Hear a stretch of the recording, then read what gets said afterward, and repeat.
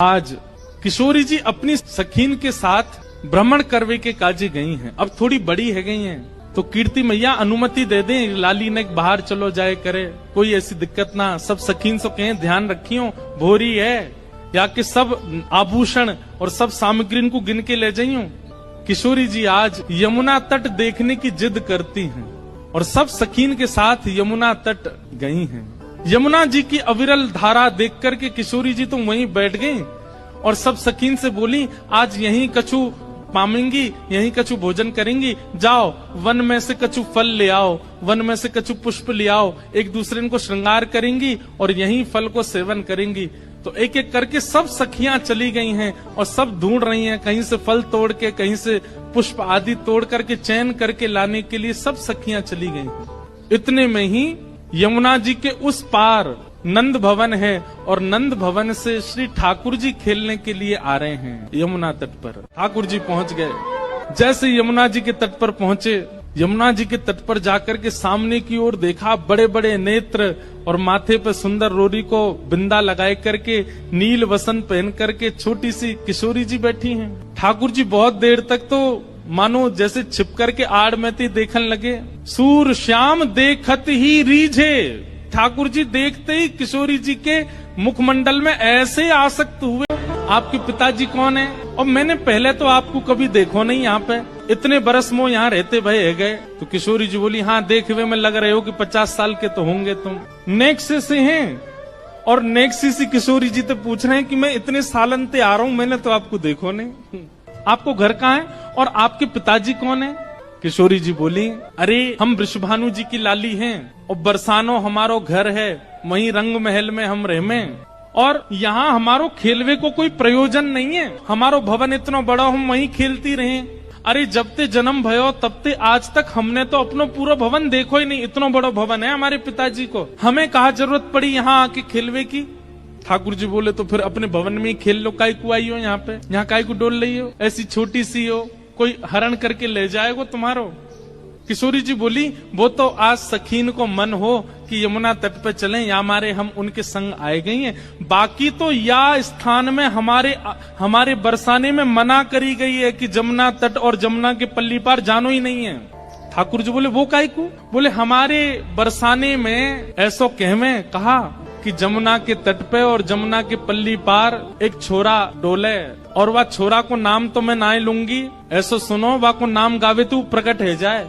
ठाकुर जी बोले, अच्छा कोई और पता? हाँ, नंद जी को लाला है वो, नंद जी को छोरा, बाकी पिताजी को नाम नंद है। वाके काजे हमारे पूरे बरसाने में ऐसो हल्ला है कि वो चोरी करे, माखन की दही की चोरी करे। अब भैया पहले तो चोरी छोटी छोटी वस्तुन की होवे, धीरे धीरे फिर चोर निपुण है जाए तो बड़ी बड़ी वस्तुन ने चोरी करे। अब हमें तो ऐसा लगे नंद जी को छोरा दही और माखन की चोरी करे, कहीं हम यहाँ आ गए, हम तो बड़े घर की बेटी हैं, हमारे गले में ऐसे सुंदर सुंदर नवलखा के हार हैं, हमारे कानन में ऐसे महंगे महंगे कुंडल हैं, हमारे ऐसे ऐसे कड़ूला हैं, कहीं वाह को मन आ गया और सब हरण करके ले गए तो या हमारे हम तो यहाँ आमे ही ना है, वाह के डर के मारे। इतने में ही ठाकुर जी नीची नजर करके सुनने बोले, अच्छा। किशोरी जी बोली, अच्छा तुमने देखो वो नंद जी को छोरा, तुम जानो भाई? ठाकुर जी बोले, वैसे बहुत बदनाम है बेचारो, ऐसो है ना है वो, मैं तो भाई बहुत अच्छे से जानू, वो ऐसो है ना है, बहुत सीध हो भोर हो बेचारो। भाई यूं लगे कि घर में दही खाऊंगो, घर में मक्खन खाऊंगो, मेरी मैया बूढ़ी है गई है, वाकू दही बिलोनो पड़ेगो, बूढ़ी बाड़ी मैया की सेवा करनी चाहिए, वासो काम नहीं करानो चाहिए, या हमारे दूसरे के घर जाके दही खायावे। और इन गोपीन ने वहां पे झूठ और चोरी को आरोप लगाई दियो, मैं तुम्हें सांची बता रहा हूँ। किशोरी जी बोली, जा तरीका से आप पक्ष ले रहे हो और जा तरीका से तुम्हारे नैन मटक रहे हैं, बातें तो यूं लग रही है कहीं तुम ही तो नहीं हो नंद के लाला। ठाकुर जी की मुस्कान देख करके किशोरी जी उठ के खड़ी गई, अरे तुम ही हो नंद के लाला, मैं अभी भाग रही हूँ, रुको। अरे अरे ललिता, अरे विशाखा, कहाँ को चली गई? अरे देख वही चोर आए गए हो जाके हम सब। किशोरी जी बोली, अच्छा तुमने देखो वो नंद जी को छोरा, तुम जानो भाई? ठाकुर जी बोले, वैसे बहुत बदनाम है बेचारो, ऐसो है ना है वो, मैं तो भाई बहुत अच्छे से जानू, वो ऐसो है ना है, बहुत सीध हो भोर हो, बेचारो वाह यूं लगे कि घर में दही खाऊंगो, घर में मक्खन खाऊंगो, मेरी मैया बूढ़ी है गई है, वाकू दही बिलोनो पड़ेगो, बूढ़ी बाड़ी मैया की सेवा करनी चाहिए, वासो काम नहीं करानो चाहिए, या हमारे दूसरे के घर जाके दही खायावे। और इन गोपीन ने वहां पे झूठ और चोरी को आरोप लगाई दियो। मैं तुम्हें सांची बता रहा हूं। किशोरी जी बोली, जा तरीका से आप पक्ष ले रहे हो और जा तरीका से तुम्हारे नैन मटक रहे हैं, बातें तो यूं लग रही है कहीं तुम ही तो नहीं हो नंद के लाला। ठाकुर जी की मुस्कान देख करके किशोरी जी उठ के खड़ी है, अरे तुम ही हो नंद के लाला, मैं अभी भाग रही हूँ, रुको। अरे अरे ललिता, अरे विशाखा, कहाँ को चली गई? अरे देख वही चोर आए गए हो, जाके हम सब चर्चा कर रहे। ठाकुर जी दौड़ करके गए, सामने जाके बैठ गए हाथ जोड़ करके, और कहा कह रहे हैं, तुम्हारो कछु चुरायो हमने? किशोरी जी बोली, अभी तक तो नहीं चुरायो, आगे की पता नहीं है। ठाकुर जी बोले, ये सब बात बना में, और तुमको देखो बातन में आए के विश्वास नहीं करना चाहिए, नेक मुझे समय दो। और समय कैसे दो? नेक देर मेरे संग खेलवे चलो, मैं तुम्हें खिला के लाऊंगा, और तुम मेरे संग खेल के आई हो, और शाम तक देखियो, अगर तुम्हारो कुछ चोरी है जाए तो भैया तुम बड़े बाप की छोरी हो, तुम्हारे घर में कोई कमी तो होएगी ना। अगर मैं एक आध नग चुरा भी लूंगा तो तुम्हारे यहाँ तो बहुत सारो है, और यदि चोरी नहीं करूं तो फिर मुंह को अपनो सखा बनाए लियो, फिर हम दोनों रोज खेला करेंगे।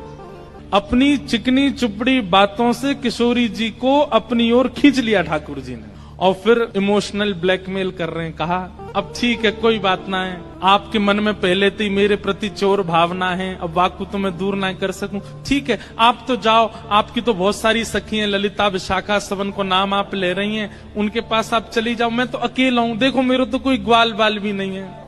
और भाई बात ऐसी है कि ग्वाल बाल सबरे आए हैं, पर ठाकुर जी सबन को सौगंध दे दे कि उनकी मैयान की बोले पीछे खड़े रही हो, मिलवे जा रहा हूं मैं, आई हूं मत वहां पे, सबरे ग्वाला खड़े छुप के, वो लाला को काम बन जाए बस, मैं तो अकेला हूँ, और मेरी तो चकडोरी भी गिर गई है जमुना जी में, अकेलो ही बैठ के चलो जाऊंगा अपनी मैया के पास।